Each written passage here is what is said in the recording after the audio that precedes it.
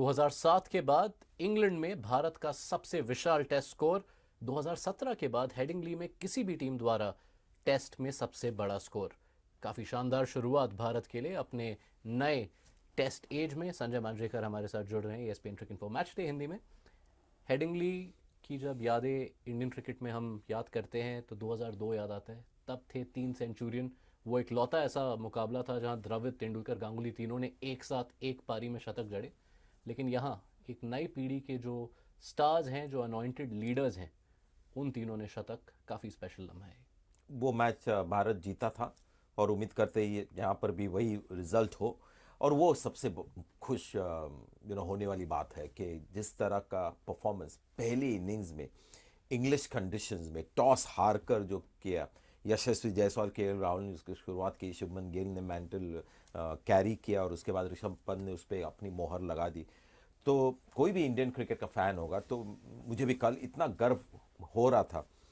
कई लोग सोचेंगे कि 550-600 रन बनाने चाहिए थे, लेकिन थोड़ा सा रियलिस्टिक रहना पड़ेगा। ये वैसे भी बहुत ही कमाल का बैटिंग परफॉर्मेंस है और युवा जब इस तरह से T20 वर्ल्ड में खेलती है तो बहुत ही अच्छा लगता है और लगता है कि भारतीय क्रिकेट का future in all formats is. कल आपने गौर फरमाया था यशस्वी जायसवाल और शुभमन गिल पर, जो डे 1 के हीरोज थे। डे 2 और वो मॉर्निंग सत्र जिसमें ऋषभ पंत पूरे तरह से हावी हुए।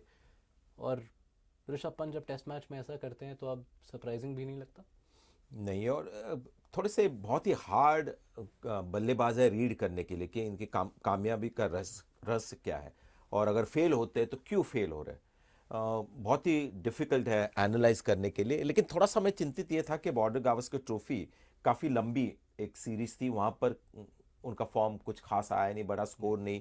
फिर एक लंबा IPL जहाँ पर सब लोग रन बना रहे हैं, एक 14 साल का बच्चा भी जब 100 रन बनाया और ऋषभ पंत से नहीं हो रहा। लेकिन इस इनिंग से पता चलता है कि Rishabh Pant is back two is best. और जिस तरह का उनको ओवेशन मिला जब आउट होके, इंग्लिश सपोर्टर्स जब उठ के उन्होंने अपलॉड किया, उनको भी पता है कि ये हमारे मॉडर्न डे क्रिकेट के एक टेस्ट बैटिंग ग्रेट है।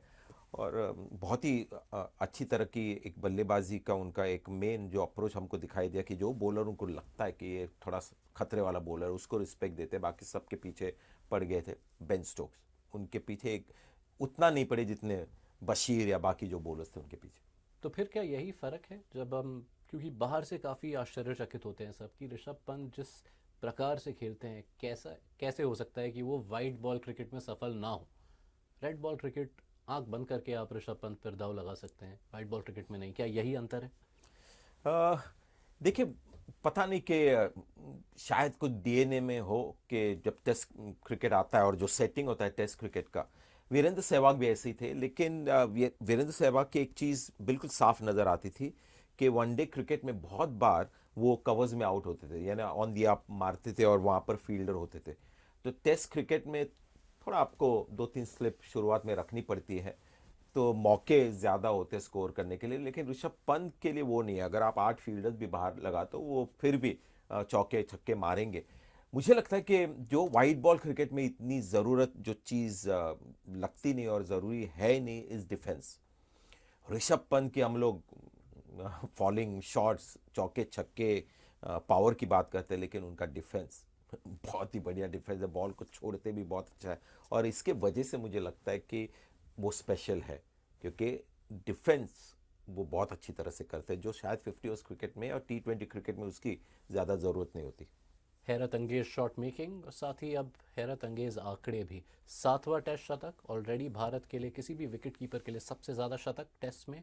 और इंग्लैंड में तीसरा टेस्ट शतक, सुनील गावस्कर और विराट कोहली से भी ज़्यादा शतक ऋषभ पंत के नाम पर। पारी का जो आखिरी हिस्सा था, जब 430 से 3 बना 471 ऑल आउट, क्या वो भारत को महंगा पड़ सकता है? इंग्लैंड एक बहुत डेंजरस साइड है और घरेलू कंडीशंस में खेल रही है। एक बहुत ही डेंजरस एक कप्तान है जो अलग तरीके से सोचते हैं। तो जब भारत ने 470 बनाए तो ये ना सोचे कि बेन स्टोक्स बैठे होंगे, यार बहुत ही अभी प्रॉब्लम है, ये टेस्ट मैच हार जाएंगे, क्योंकि वो लंबा सोचते हैं। पहले दिन के बाद बिल्कुल सेकेंड डे में ऐसे आया कि ये नया दिन है। तो इस टीम के खिलाफ जितना आप बना सकते हो रन उतने बनाओ। तो कई लोग कहेंगे कि शुभमन गिल शायद अगर और थोड़ी देर रहते या और भी कंट्रीब्यूशन थोड़ा होता तो बेहतर होता, लेकिन ये थोड़ा अनरियलिस्टिक एक्सपेक्टेशन है। जो भारत ने किया है वो बहुत बढ़िया है, लेकिन ये नहीं कह सकते कि भारत अब बिल्कुल सेफ है, क्योंकि 470 से इंग्लैंड गेम में रहेगी पहले इनिंग्स में, और लगता है मैच 5 दिन चलेगा। थोड़ा सा एक कहते हैं ना स्लाइट अपॉर्चुनिटी इंग्लैंड को मिली है। चलिए, तो भारत सुरक्षित तो हो सकते हैं क्योंकि जी 471 रन भारत ने बनाए हैं हेडिंगली के पहले पारी में। संजय, शुक्रिया आपके थैंक यू वक्त के लिए। थैंक ये यू। था ESPN क्रिक इन्फो मैच डे हिंदी।